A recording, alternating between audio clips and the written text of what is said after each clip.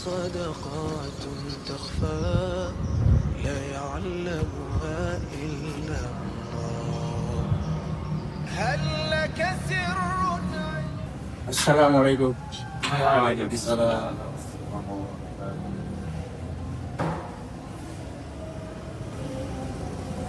Assalamualaikum warahmatullahi wabarakatuh. Waalaikumsalam warahmatullahi wabarakatuh. Alhamdulillah rabbil alamin. Wassalatu wassalamu ala rasulillah wa ala alihi wa ba'd. Teman-teman semua, gimana kabar hari ini? Sehat semua? Sehat, Pak. Sehat, alhamdulillah. Kurang lebih, artinya hujan ya? Iya. Aku nanya di sini ya. Tidak apa-apa. Insya Allah hari ini karena materi di pertemuan pertama saya akan menyampaikan presentasi atau menjelaskan sedikit tentang konsep manajemen. Namun sebelumnya teman-teman semua, saya mau memberikan satu motivasi pada kalian semua bahwasanya menuntut ilmu itu wajib bagi semua, baik muslim maupun muslimah, laki maupun perempuan. Jadi buat teman-teman semua tetap semangat untuk menuntut ilmu. Ya meskipun suasananya sekarang lagi musim hujan, ya banyak yang izin, tapi yang hadir hari ini insya Allah tetap semangat dan niatkan menuntut ilmu itu bagian daripada ibadah. Sebelum saya masuk ke konsep tentang manajemen, teman-teman semua saya ingin bertanya, ya, siapa yang sudah pernah membaca kisah perang Uhud? Baik itu menonton lewat film atau video, ya, khususnya di musim Ramadan biasanya itu ditayangkan kisah peristiwa perang Uhud. Ada yang nonton ya? Atau pernah membaca buku Sirah Nabawiyah karangan Mubarak Furi? Ada? Ada semua ya? Pernah ya? Coba sampaikan satu pelajaran bagi saya terkait peristiwa perang Uhud di zaman Rasulullah SAW. Sahabat saja. Ada yang tahu? Apa pelajaran penting yang ada di situ? Tidak mendengarkan berhenti. Tidak mendengarkan? Berhenti. Berhenti. Yang lain?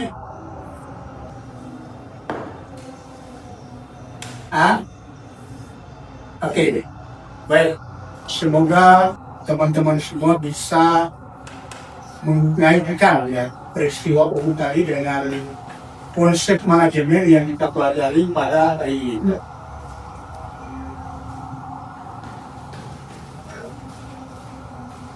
Ya,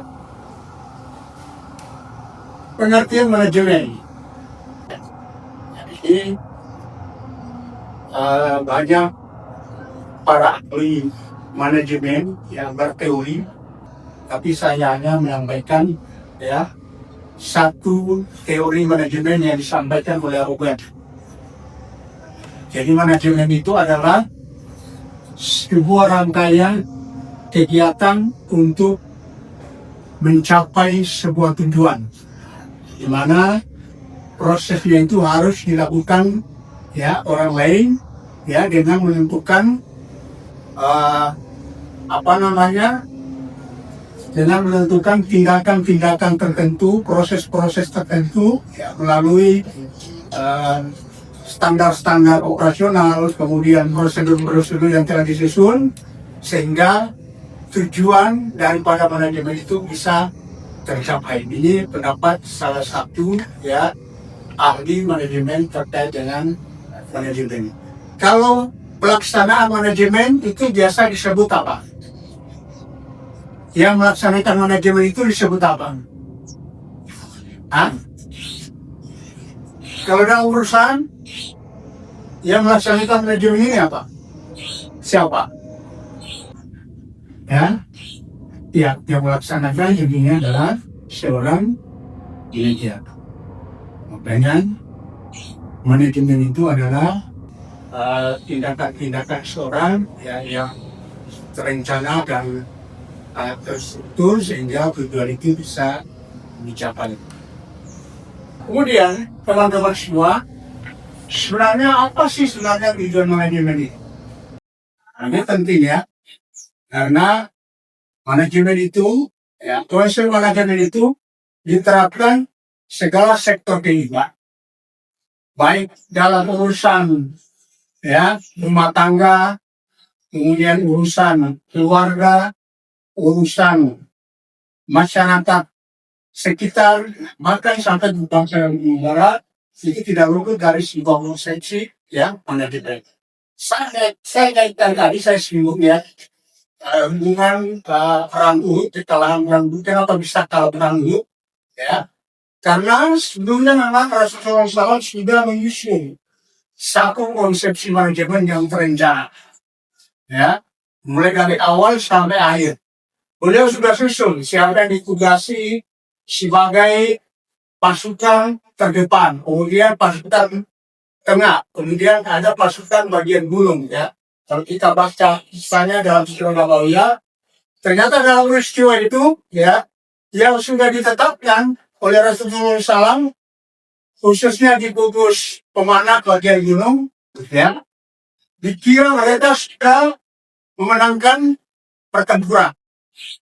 Akhirnya mereka tidak menjalankan petunjuk konsep yang disampaikan oleh Rasulullah SAW, sehingga mereka tergiur, tergoda, kemudian lupa, sehingga mereka diserang balik oleh pasukan lawan, sehingga semenjak dalam sejarah itulah tragedi kesalahan dalam peristiwa perangan Rasulullah SAW. Ini itu menunjukkan bahwasanya dalam konsep manajemen itu diterapkan sejak zaman Rasulullah SAW.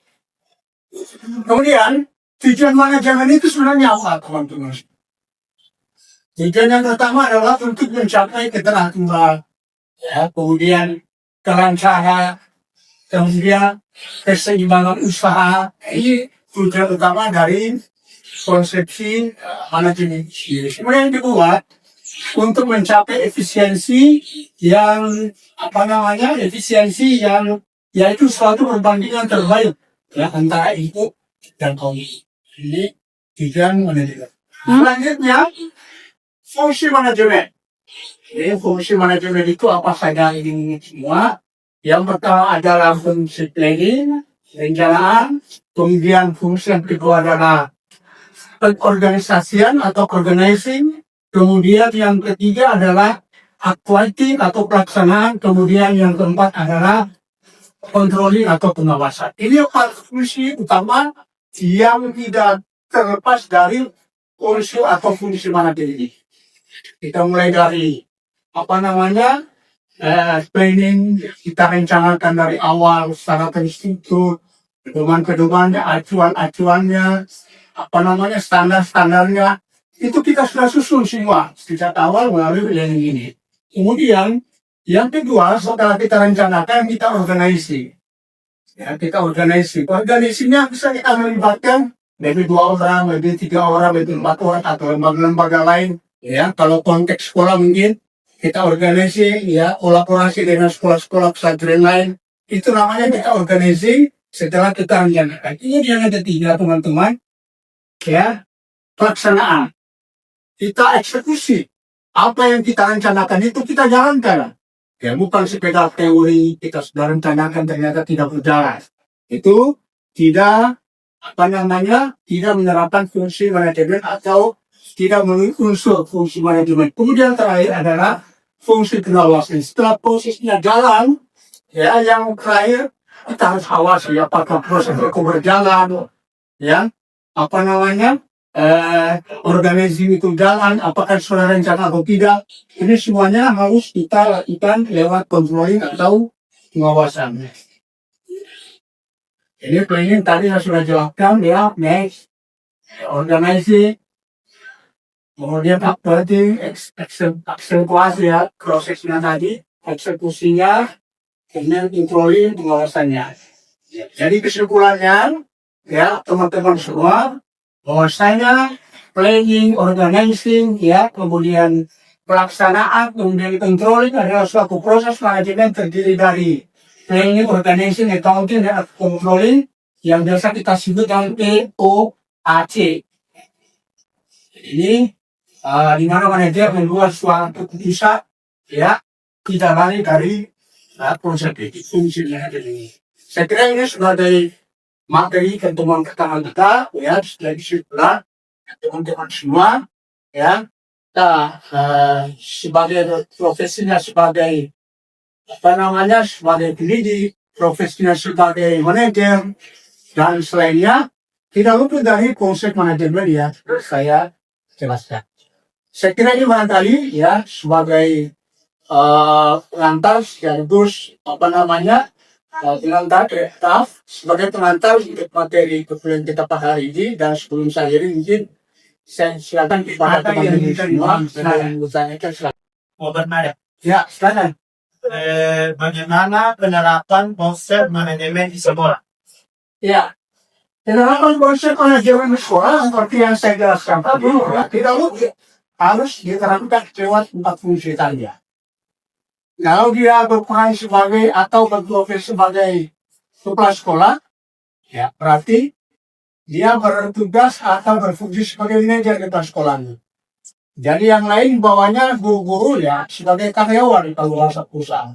Mereka ini yang menjalankan ya semua keputusan yang sudah direncanakan secara bersama-sama. Ya. Siapa selanjutnya setelah direncanakan selanjutnya kepala sekolah ini karena dia sebagai manajer di sekolah, dia harus memastikan bahwa proses itu berjalan. Yang direncanakan itu berjalan, kemudian diawasi. Ini penerapan secara sederhana ya harus manajemen di sekolah. Apa sekali pertanyaan ini? Asal dasar mengenai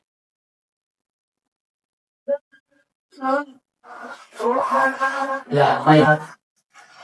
Kalau tidak ada lagi, saya kira cukup. Dan sebelum saya akhiri, saya kasih tugas untuk teman-teman semua. Ya, tugasnya gampang ya. Tugasnya gampang. Tugasnya insya Allah dikumpul 2 pekan depan atau 2 pertemuan berikutnya mensurvei ya survei sekolah atau perusahaan mana saja ya terkait dengan penerapan fungsi manajemen. Ya, mungkin si Yasin mengambil tugas di sekolah, WAS mungkin di perusahaan Toyota, kemudian si Abdullah mungkin di sekolah negeri, kemudian yang Azmi mungkin di instansi atau di instansi pemerintah daerah. Silakan bebas. Yang jelasnya tugasnya itu dipastikan meneliti teman-teman ya sejauh mana penerapan fungsi manajemen itu berjalan dengan baik. Ya sampai sini ya. Ya. Oke. Saya kira barangkali cukup ya untuk pertemuan kita pada hari ini ya. Sebelum saya ini juga ya untuk yang kedua kalinya ya saya harapkan teman-teman tetap berperan aktif ya. Kalau itu mendapatkan materi dari saya sebagai seorang mungkin belum cukup. Diharapkan teman-teman bisa menambah referensi bacaan, literasi terus baca di melalui buku yang kaitan dengan manajemen ini. Saya kira demikian yang atas perhatiannya dan teman-teman semua. Saya ucapkan banyak terima kasih dan saya jangan meninggalkan dan saya akhiri dengan Assalamualaikum warahmatullahi wabarakatuh. Waalaikumsalam warahmatullahi wabarakatuh.